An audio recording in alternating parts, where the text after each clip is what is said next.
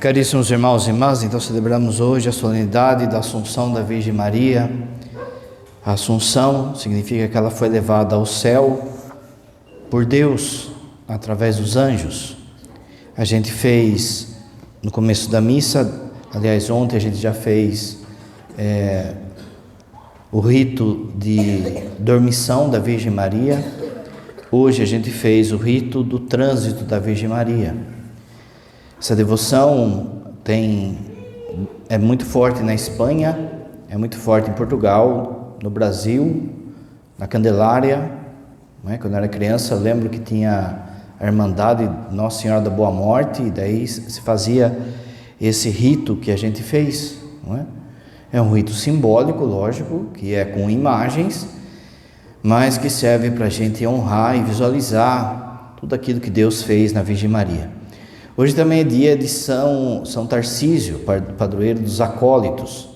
Ele que foi mártir por causa da Eucaristia, cuidava da Eucaristia e era coroinha, era acólito do Papa, que já tinha sido martirizado uns dias antes.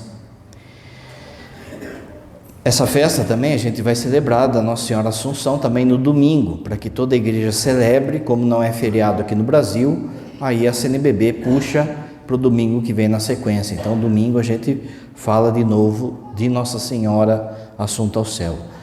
Os medievais sempre falavam, de Maria nunc satis, nunca se fala o suficiente, nunca se fala o bastante, E é por isso que a gente não pode perder nenhuma oportunidade de honrar a Virgem Maria, para que a gente entre nessa promessa que foi falada no Evangelho: todas as gerações me chamarão bem-aventurada.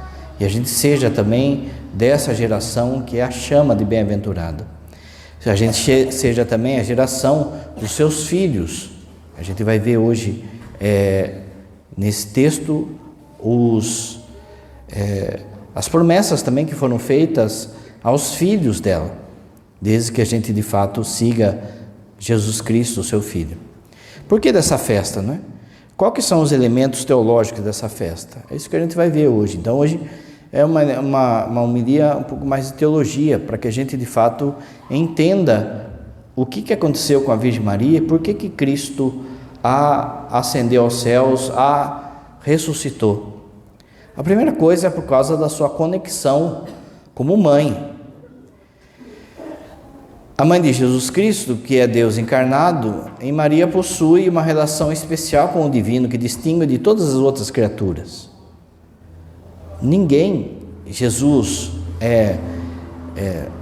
Nenhuma criatura, aliás, carregou Jesus no seu ventre.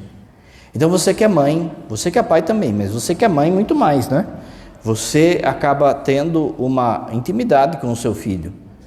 Por conta de levá-lo e nutri-lo no seu ventre durante 9 meses, há uma conexão aí. Essa conexão, você sabe aquela coisa que, como que a mãe sabe de certas coisas? Como é que a mãe descobre certas coisas? É por causa que ela carregou você durante 9 meses, então há uma conexão, Conforme se bate o portão, a mãe já sabe qual é o filho que chegou. É essa conexão que tem, por conta dessa intimidade. Ora, se você que é mãe já tem essa intimidade com o seu filho, com a sua filha, imagine então Jesus com Nossa Senhora. Há uma conexão, então, um elo. Ora, se Maria era toda especial, imaculada, guardada do pecado, daqui a pouco a gente vai ver, e é a mãe de Jesus, é lógico que Jesus a ama e a quer honrá-la. Essa festa também, os padres da igreja, eles ensinavam que nessa festa da Assunção, Jesus cumpre o 4º mandamento: honrar pai e mãe. Ele honra a sua mãe, dando tudo aquilo que ele possui, tudo aquilo que ele tem, toda a riqueza que ele tem. O padre já falou, mas vale lembrar, o exemplo é assim: pensa numa criança pobre. Aquela criança pobre, ela junta todo o dinheiro lá durante um tempo e vai e compra um doce para sua mãe, compra uma bala para sua mãe. Ele gasta tudo aquilo que ele tem comprando aquele doce. e dá para sua mãe. Ele honrou a sua mãe, porque era aquilo que ele tinha. Agora pensa assim numa criança rica que recebe, sei lá, R$1.000 de mesada todo mês, e ele tem possibilidade de dar um presente muito melhor que uma bala para sua mãe. Mas ele resolve dar a bala, a mesma bala, para guardar o resto do dinheiro para ele. Esse filho não honrou a sua mãe igual o filho pobre, porque o filho pobre deu tudo aquilo que ele tinha. Jesus sabe que na hora da sua cruz, ela estava lá. Jesus sabe que agora ele ressuscitado, ele precisa também honrá-la, ele quer também honrá-la. Como é que ele honra a Virgem Maria? Dando para ela aquilo que de fato é dele, o céu e a ressurreição, a vida. Um outro exemplo, a vida eterna. Outro exemplo, uma mãe tem o seu filho preso. Ela vai todo final de semana visitar esse filho. Ela vai lá, aliás, vai na cadeia e gasta para se deslocar, aquele perrengue para ir visitar, e ela continua ali, e dando força para o seu filho, e ajudando o seu filho a que ele mude de vida, e incentivando o seu filho para continuar, para não se envolver em mais dificuldade ali dentro da cadeia, mas ela fica perseverante. No momento do maior sofrimento do filho, ela está lá. Quando o filho pega e sai da cadeia, vamos supor que ele ganhasse na Mega Sena e ficasse milionário. A primeira coisa que ele tem que pensar, se for um filho ajuizado, é quem é que estava comigo na hora que eu estava sofrendo? Quem é que estava comigo na hora que eu estava na penúria? A minha mãe. Então vou dar uma casa para minha mãe. Então vou honrar a minha mãe. Ela vai participar também da minha riqueza. Quando Jesus está preso, quando Jesus está crucificado, quando Jesus está ali morto, quem é que está junto dele? Quem é que não a abandona? A sua mãe. Ora, agora que Jesus está ressuscitado, está na glória, ganhou na Mega Sena, ele pensa, ora, ninguém participou tanto da minha penúria do que a minha mãe, então é justo que eu a honre, também dando da minha riqueza para ela.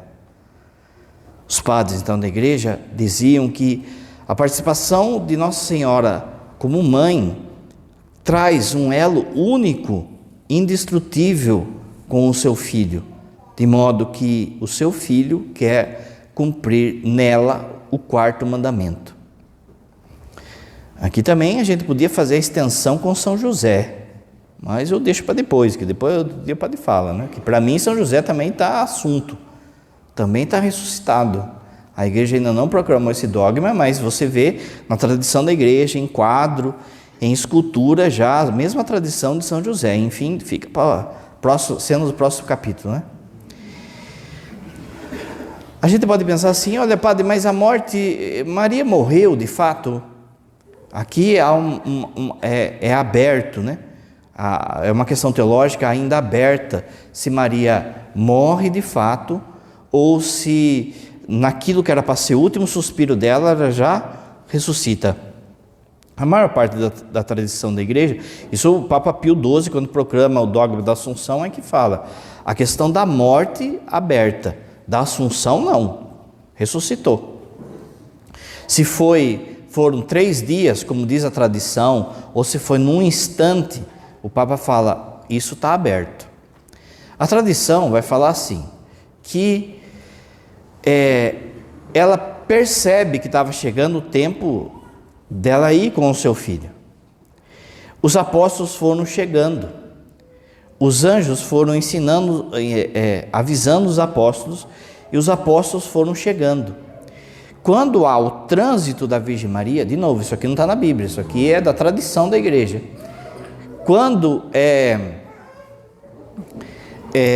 chega o momento desse último suspiro dela, estavam 11 apóstolos Como você sabe, depois que Judas se enforca, fica no lugar dele Matias, como outro apóstolo. Estava 11 apóstolos, menos Tomé. Enterram ela. Quando Tomé chega 3 dias depois, pede para ver. Quando se abre de novo o túmulo, aí só tinha ficado naquele túmulo rosas e um cinto, uma relíquia de Nossa Senhora que a igreja tem até hoje, o cinto da Virgem Maria. Dali então os apóstolos sempre viram já esse milagre, esse efeito da ressurreição de Jesus nela nesse instante. A gente pode então perguntar, padre, mas morreu ou não morreu? Como o padre disse, a maior parte dos teólogos vai afirmar que morre de fato. Porque a igreja, está no catecismo, a igreja vai passar pelo caminho que Jesus passa. O caminho, o mesmo caminho, a esposa vai passar o mesmo caminho que Jesus passou. O caminho de sofrimento, de perseguição, de cruz, de morte e ressurreição. Ora, ninguém foi mais igreja do que a Virgem Maria. Ninguém seguiu mais os passos de Jesus do que a Virgem Maria. Então, a maior parte dos teólogos vai dizer o quê? Que tudo aquilo que acontece com Jesus vai acontecer com a perfeita discípula. Então, como o padre disse, a maior parte dos teólogos não acha que deu o último suspiro e já ressuscitou, mas que houve de fato pelo menos aí 3 dias dela no túmulo. Padre, mas o salário do pecado não é a morte? A gente não morre porque a gente peca? Sim, mas veja que Jesus também morreu. E Jesus não tinha pecado. A gente deve lembrar que quando Deus criou o ser humano naturalmente iria morrer. Naturalmente. Quando Deus criou Adão e Eva, Ele deu um dom além da sua natureza. Aquilo que a gente chama de dom preternatural. Um dom a mais do que a natureza. Esses dons preternaturais são como se fossem presentes que Deus tinha dado ao homem. Não haveria ignorância, a gente ia ser preservado da dor, o trabalho ia ser um deleite, a gente ia ter deleite com o trabalho, enfim. E uma desses presentes que Deus deu era não morrer. Naturalmente, a coisa morre, tudo que é vivo morre. Deus, quando criou Adão e Eva, deu isso. Só que daí eles pecaram. O pecado fez com que perdesse esses presentes. E aí entrou então, de fato, a morte, como a gente conhece. Maria, como foi então preservada do pecado original, ela não morre porque ela peca. Ela morre porque ela quer passar, ou ela passa pelo caminho que Jesus passou. Jesus morre assumindo os nossos pecados. Ele não morre por causa do pecado dele. Ele morre por causa dos nossos pecados. Como o padre falou, ninguém participou mais do mistério de Jesus do que a Virgem Maria. E é por isso também que a gente chama ela de corredentora. Ninguém participou mais do que... Ora, aquilo que o padre acabou de falar. Ela quis fazer o mesmo trajeto do que ele. Então, Maria não morre por causa do pecado dela, mas morre porque participa da redenção de Jesus, que morre por causa dos nossos pecados. Então, de alguma forma, ela morre também por causa dos nossos pecados. É uma mãe que se sacrifica por nós. Terceira coisa, a experiência da morte. Maria, como humana, teria experimentado a morte física como parte da sua jornada, mas não a decomposição. Isso acontece também com Jesus, por isso também dos 3 dias. Ou seja, antes que começasse a decompor ou a feder ou alguma coisa, ele ressuscita. Assim também com a Virgem Maria. Então, esse período de morte dela, no máximo durou o tempo que durou a morte de Jesus, 3 dias também. Por quê? Veja, Vamos supor que você tem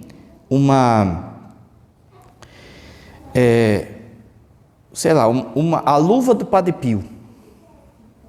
Você tem na sua casa a luva do Padre Pio. Você ia guardar a luva do Padre Pio na gaveta, onde você guarda as cuecas, as carçolas? Você ia guardar a luva do Padre Pio junto com a meia? Você ia preservar para que não se misturasse aquela luva, para que não rasgasse, não se perdesse, não sujasse, nenhuma traça devorasse a luva. Você ia guardar aquilo. Jesus tem a carne de Maria. A carne, o sangue de Jesus é a carne e o sangue de Maria. Ninguém amou mais a Jesus do que Maria, não é? Ninguém amou mais Jesus do que Maria. Mas também ninguém amou mais Maria do que Jesus. Ninguém amou mais Maria do que Jesus. As pessoas falam assim, olha, você fica adorando Maria aí, fica adorando Maria, a gente tem que adorar a Deus, tal e coisa. É simples responder, gente. É só pensar assim, quando você amar Maria mais do que Jesus ama, aí você vai estar fazendo idolatria. Mas até lá,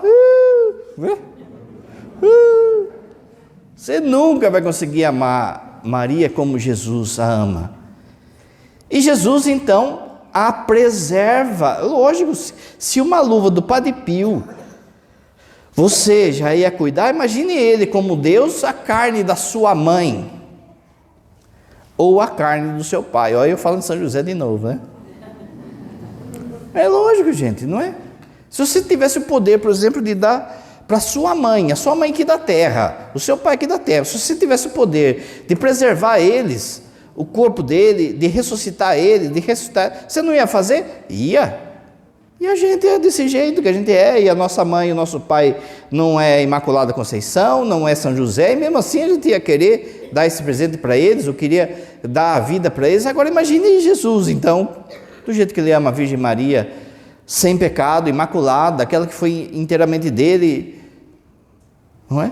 Então, São João Damasceno vai falar assim que não houve corrupção da carne da Virgem Maria.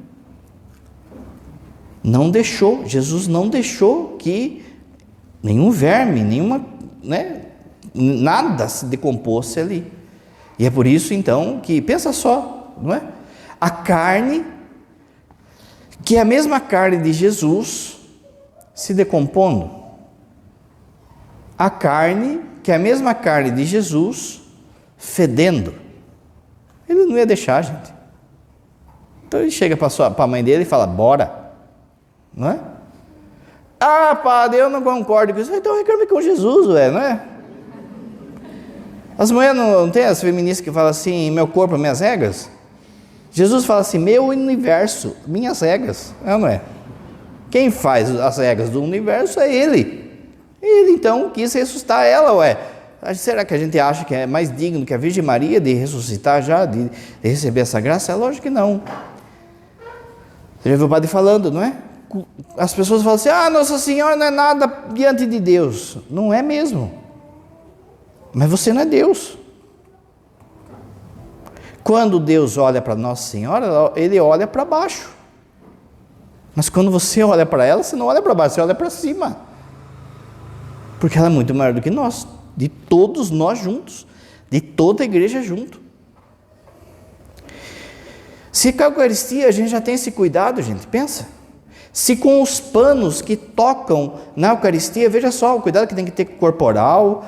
Você sabe, corporal, sanguíneo, não pode lavar de qualquer jeito, não pode deixar em qualquer lugar, não pode, tem todo um respeito, tem todo um jeito de lavar. Por quê? Porque são os paninhos, o cálice, que tocam no corpo de Jesus. Paninho. Agora pensa só a mulher que carregou Jesus no seu ventre. Ele é a primeira. Ele é o primeiro, que é a honra.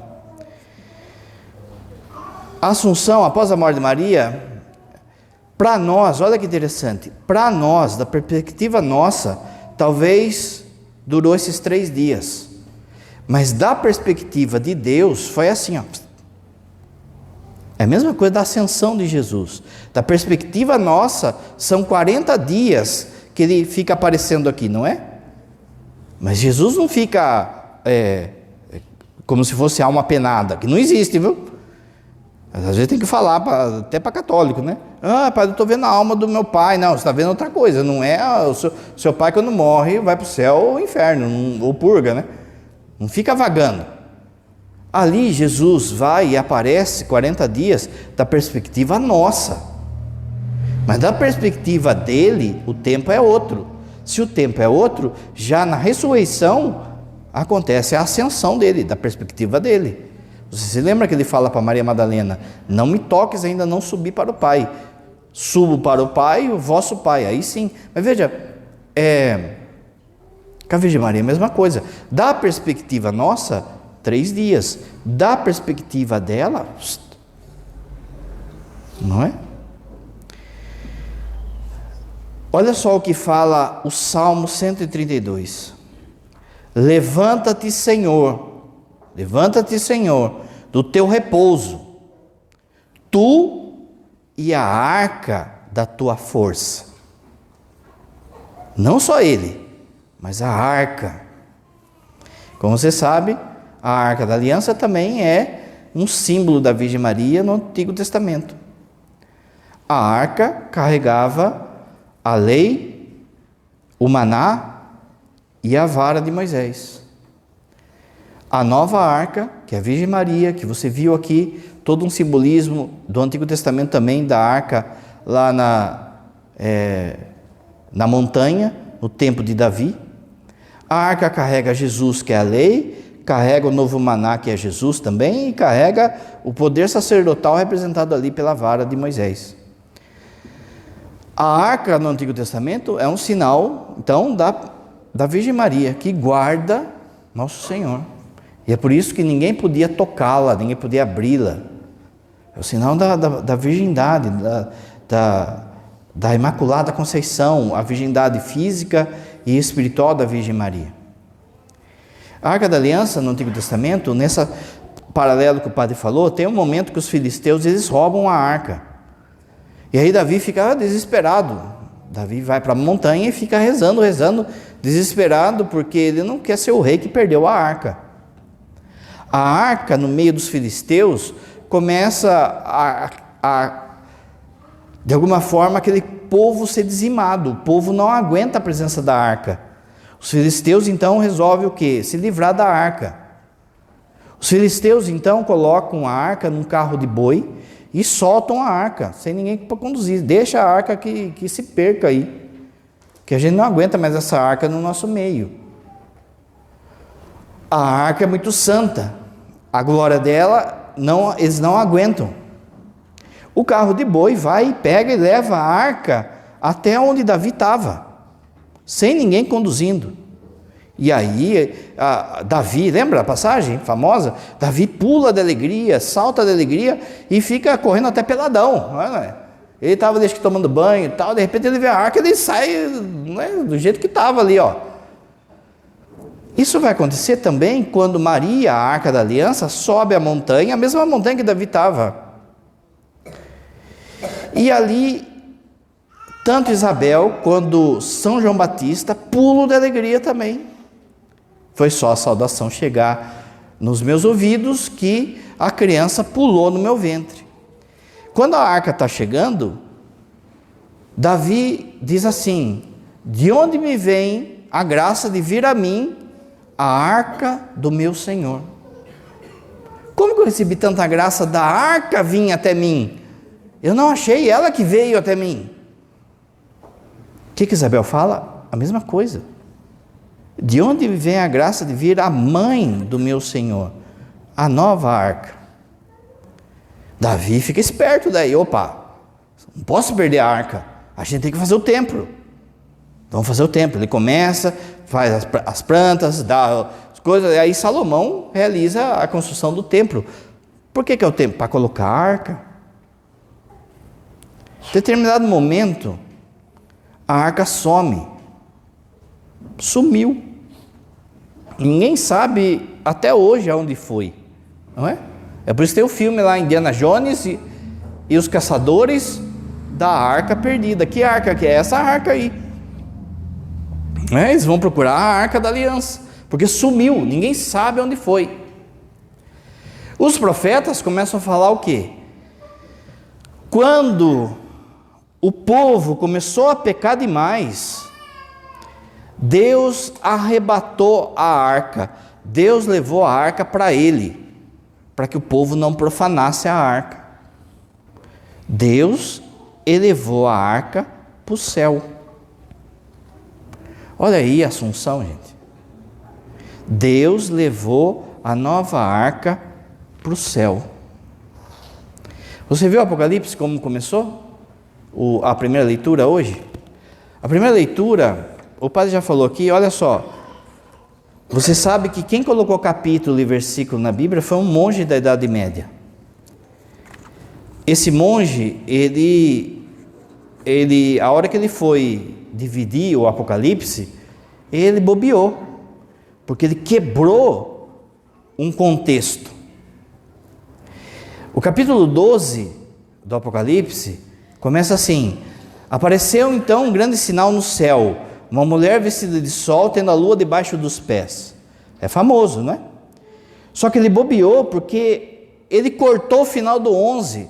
O final do 11 dá um entendimento do texto.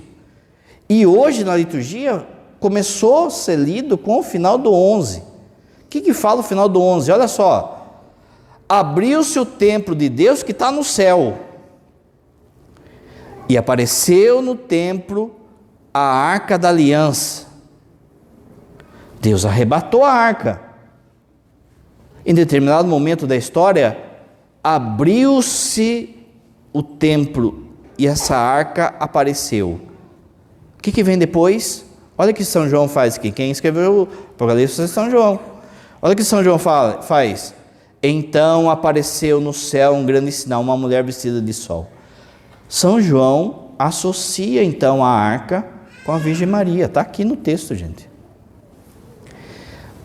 Desse texto, capítulo 12, você sabe que vai ter a batalha entre os filhos da mulher e o sem sombra, e o pata rachada. Nesse capítulo 12 se fala que quais são os dois instrumentos da luta contra o demônio para esse povo que vai passar por esse tempo, que somos nós. Se você não se ligou, é nós mesmo. Esse tempo é o nosso. A Virgem Maria, a arca e São Miguel. Você reparou também que hoje começa a quaresma de São Miguel? Será que é à toa? Coincidência? Sorte? Você reparou que cada vez mais está se aumentando um exército de São Miguel? É porque são esses tempos que a gente vai passar. E Deus deu a Virgem Maria e São Miguel para passar por essa etapa, para passar por esse tempo. No Cântico dos Cânticos é dito assim: o meu amado falou. Pensa Maria falando. O meu amado falou: levanta-te, amada minha, formosa minha, e vem, porque eis que passou o inverno, cessou e se foi, agora aparecem as flores na terra, é o tempo de cantar, é o tempo da alegria. Olha aí, Jesus falando para Nossa Senhora: levanta-te e vem, agora é o tempo da alegria. Essa festa também, ela serve como uma exaltação da figura da mulher. Porque de fato, veja, poderia, mas não foi, poderia ser considerada a mulher uma figura de segunda classe diante do povo judeu e diante do que foi Eva. mesmo dentro da igreja, as pessoas começarem a achar que a mulher é uma figura de segunda classe. Olha, a mulher que fez burrada. Então a mulher tem que ser coisa mesmo. Os judeus pensavam assim, a igreja nunca pensou assim. Por quê? Porque a obra-prima que sai da mão de Deus, a coisa mais perfeita que sai da mão de Deus, foi uma mulher. É o resgate de fato do feminino, é o resgate e o respeito do que vai ser as mulheres na igreja. Se você pega as mulheres da antiguidade, você vai ver quem? Messalina, Cleópatra, só gente boa. Se você vê as mulheres a partir da igreja, já começa Santa Inês, Santa Felicidade, Santa Mônica, mas nenhuma delas é maior do que a Virgem Maria. E é por isso que essa história, porque a igreja é patriarcal, porque a igreja só fala de homem, só pensa em homem, a mulher é de segundo plano, não sei o quê. Meu, tem gente que não está participando da igreja, não é? Dá uma olhada no rosto da turma que está na igreja, a maior parte é mulher. Quem segura a bronca é a mulherada, não é? O padre sempre fala, quem que segura a bronca da igreja? As beatas, não é? Quem seria de nós se não tivesse as beatas? É as beatas que segura o rojão aí, ó. É as beatas que converte marido, é as beatas que converte filho, é as beatas que converte filha, é as beatas que fica aí, no sentido bom da palavra, porque de fato acabam sendo as santinhas do Senhor. O que seria da igreja se não fosse a mulher? O Papa João Paulo II fala assim que no dia do nosso juízo, no juízo final, a gente vai ver o quanto que a gente deve para as irmãs enclausuradas, que silenciosamente na vida de oração seguram a igreja, não é? Mas veja, você tem o seu valor, como o padre falou, mas não se compara com aquilo que Maria é. É muito mais. Há um resgate da dignidade. E de novo, aqui também faz com que a gente, Papa João Paulo II, a gente entenda a missão de cada um. Não foi missão de Maria ser sacerdotisa. Ninguém seria mais digno de ser padra do que Maria. Mas não foi por dignidade. Não é por dignidade. Eu não sou padre porque eu sou digno, gente. É a escolha dele. De alguma forma, é um reflexo da masculinidade de Jesus. O padre falava disso no final de semana, não é? Da paternidade e masculinidade de Jesus. Então essa história de que, é rebaixada, a mulher é rebaixada na igreja, conta a outra, gente. 3 horas teve o terço aqui, 90% era mulher. Agora, cada um no seu devido lugar. Ninguém era mais digno de celebrar a missa do que Maria. Mas quando estava lá o começo da igreja, ela recebeu a comunhão de Pedro. Ela recebeu a comunhão de João. Na hora, o Papa João Paulo II vai falar, na hora que foi instituído o sacerdócio, na Santa Ceia, não tinha nenhuma mulher lá, porque assim Jesus o quis. Não é porque o homem é mais bonito, mais inteligente, mas porque assim ele o quis, para manifestar a paternidade dele, como o padre falava no domingo. Essa festa também, ela traz uma certeza daquilo que seremos. Como o padre falou, em Maria, todas as promessas que Cristo fez à igreja já foram cumpridas. Para que a gente olhe para ela como um sinal daquilo que vai acontecer conosco. Veja, você poderia falar assim, esse negócio de ressurreição, Jesus ressuscitou porque ele era Deus. Jesus então deixa um sinal. Olha, eu vou deixar para vocês um sinal do que vai acontecer com vocês. E o sinal vai ser minha mãe. Quando você vê, por exemplo, um sinal de trânsito, você vê lá uma placa, curva à direita. A placa não é a curva, ela aponta para a curva, não é? Ela é um sinal. A Virgem Maria, assunta ao céu, ela é um sinal do que vai acontecer conosco. é um sinal de esperança e de fé. Por fim, essa festa também é a certeza de que temos no céu uma mãe viva que espera a nossa chegada. O padre já falou, você que é mãe, você que é pai, vamos supor que você tem 10 filhos. Você vai para o céu, você começa a interceder lá para os seus filhos, começa a pedir para os seus filhos. Aí vai um, vai o segundo, vai o terceiro. Vamos supor que chegou 8 filhos seus estão no céu já. Tá bom? Não. Chegou 9, falta 1, tá bom? Enquanto todo mundo não chegar, você não vai parar de pedir, de rezar. Enquanto os filhos dela não chegarem lá, ela não vai parar de pedir. Há algo que nos consola. A gente tem uma mãe que cuida e que intercede por nós. Olha o que diz o Salmo 45. Então o rei se afeiçoará da tua formosura, pois ele é o teu Senhor. E a filha de Tiro estará ali, cheia de presentes. Todos os ricos suplicarão o seu favor.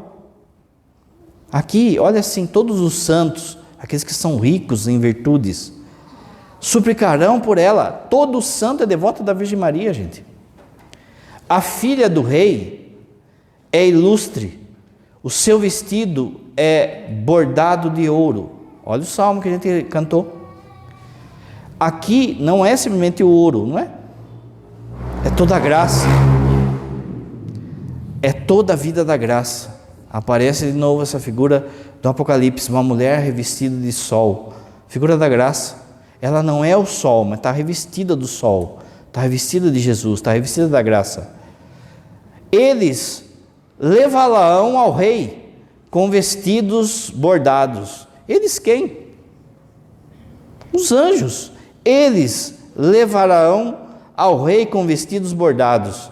As virgens, ou as santas, acompanharão e a trarão até Deus. Com alegria e regozijo, elas a trarão e entrarão no palácio do rei. Em lugar de teus pais estarão teus filhos.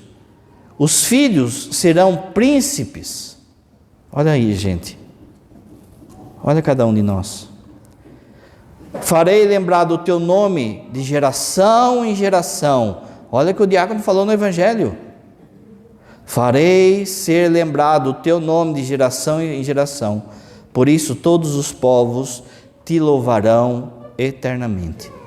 Meus irmãos, faz de conta que esse texto aqui não é para Nossa Senhora. É para quem então? Se está falando no feminino, é para Jesus?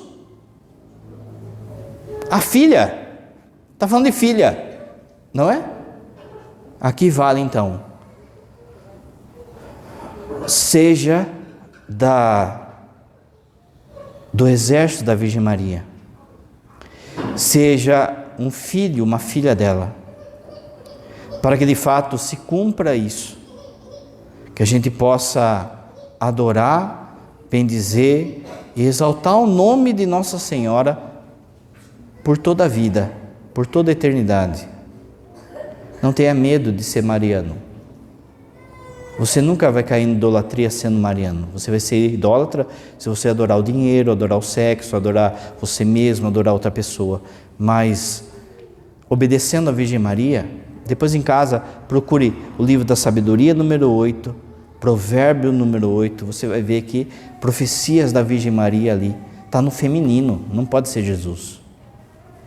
Seja dela, para que o céu seja seu.